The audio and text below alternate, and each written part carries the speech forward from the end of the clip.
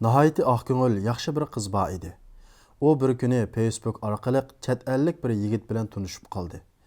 Uzun o'tmayla qiz yigitni yoqtirib qoldi. Ularning orasidagi munosabat bora-bora taraqqiy qilib, muhabbatga aylandi.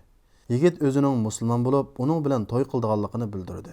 Bir kuni yigit qizga 1150 dollar avatib, uningdan to'y qilish oldida qon, yurak, jigar va böbrek qatorliq a'zolarini tekshirtib, tekshirish natijasini o'ziga avatib berishni talab qildi.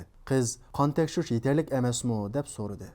Yigit xotirjam bo'lishimiz uchun to'y qilishdan burun butun badaningizni tekshirtib oling dedi. Qiz yigitning talabi bo'yicha butun badan tekshirish natijalarini uningga yo'lladi. Yigit bu qatim qizga 10 ming dollar avatib berdi. Mundaq ko'p pulni ko'rgan qiz va uning ota-onasi yigitning to'y qildiganligiga keskin ishondi. Bir kuni yigit qizning shahriga keldi.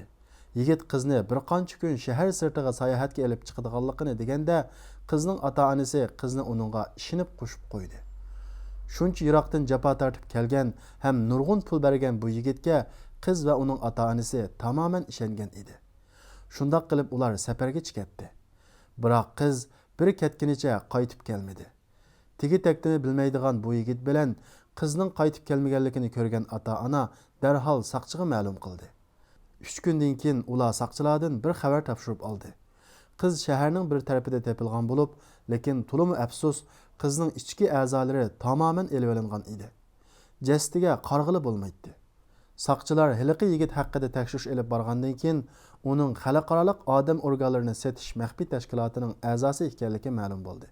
Ular qizning yigitga avatib bergan badan tekshirish natijalarining aslida organ savdogarlari uchun kerakli bo'lgan muhim ma'lumotlar ekanligini hamda ularning buning qarab ich a'zolarining sog'lom yoki emasligi va uyg'un kelish kelmasligini qaror qilib, ondan savdo qilganligini dalillab chiqdi. Aslida qiz hayot chig'ida uning ichki a'zolarining savdosi bitib bo'lgan ekan. Siz ishining yoki ishonmang, bu haqiqiy bo'lgan voqea bo'lib, qissaning bosh personaji Facebook qurboni oq ko'ngil qizdir. Bugungi zamonda o'ylamagan har qanday ish yuz berib qolishi mumkin.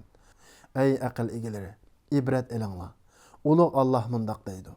Faqat sizlarning dininglarga ergashganlarga ishoninglar. Ey Muhammad, aytqinki, to'g'ri yo'l Allohning yo'lidir.